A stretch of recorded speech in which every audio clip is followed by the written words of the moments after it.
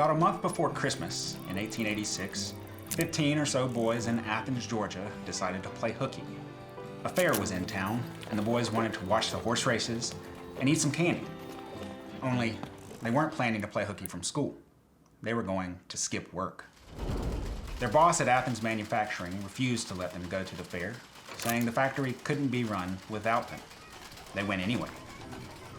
When the boys returned a few hours later, the company fired 2 of them for leading what the newspaper called the small-sized strike. How could a few kids shut down an entire factory? Why did they have jobs? Shouldn't they have been in school?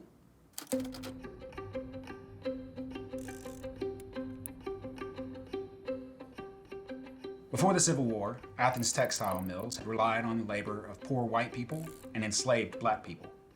But after the war and the abolition of slavery, white textile workers claimed mill work as theirs alone, just as the industry started to boom.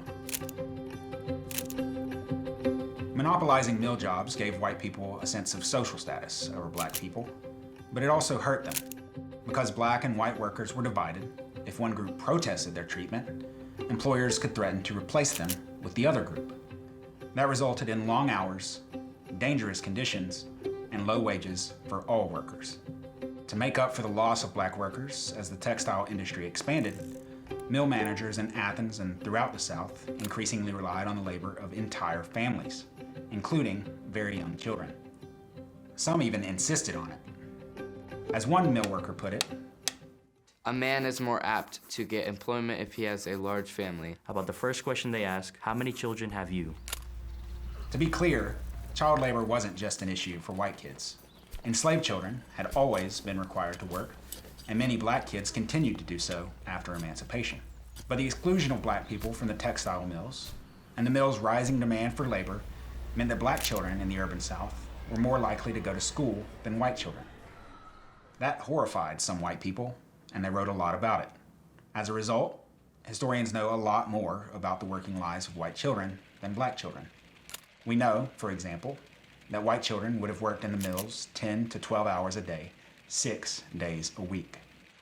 I work at the Climax Hosiery Mills 11 hours a day. We have a half hour for dinner. Eddie Lester. It's definitely not right. It's 100% not right that they were doing this to children. Taking a toll on mentally and physically. You might be buried by cotton or something. Life in town could be more exciting than the countryside. There were fairs, shops, baseball games, and shows. But the mills were dangerous places. Workers lost fingers and even limbs in the machinery. Children were injured 3 times as often as adults because they were expected to crawl under the fast-moving machines to tie broken threads. I have been working all day in a cotton mill where lots of machinery is to be seen. And while we often have fun sometimes, it is dangerous work if you are not careful. Ben Bowles, 5th grader. Yeah, that one hurts my heart. Every textile mill created a fine cotton dust that workers young and old inhaled all day long. Many workers got a lung disorder, later known as brown lung. The life of a mill worker wasn't very long. Most everybody had a cough. Henry Hunt, Athens cotton mill worker. Do you still want to work at the mills? No. Life outside the mills could also be hard. The mill house we lived in had no water, no lights, or screens. It had 4 rooms for 2 families, and sometimes there were as many as 12 children in this house. Just writing about all this now seems impossible, but as God lets me write, this is the way we cotton mill people in Athens, Georgia lived. Edna Martin. Not everyone accepted this reality. The boys' defiance was probably inspired by the Knights of Labor, which was a huge workers' organization that spread across the United States in the 1880s. Georgia's 9,000 Knights organized and called strikes to raise wages and win an 8-hour workday, including in Athens. But their organization faded quickly. In the 1890s, another social movement appeared. These reformers, known as progressives because they fought for what they saw as progress, worked hard to win laws that would ban kids from factories. Here in Georgia, they met with lots of resistance. In 1900, when a bill to lower children's working hours came before the General Assembly, it failed after some 30 mill presidents took to the floor to argue against it. The progressives, many of them women, kept trying. In 1906, they won a child labor law in Georgia, although it only barred children under 10 from working. Children 10 to 12 could work if their parents needed the money, and the children over 12 could still work without restrictions. After 1906, Georgia was the only state in the nation that allowed children to work 66 hours a week. While some progressives kept up the fight for stricter child labor laws, others tried to offer white child laborers an education. In 1897, a local woman named Louise Lane opened the East Athens Night School, which held classes for mill kids for 2.5 hours after the kids had worked all day in the mill.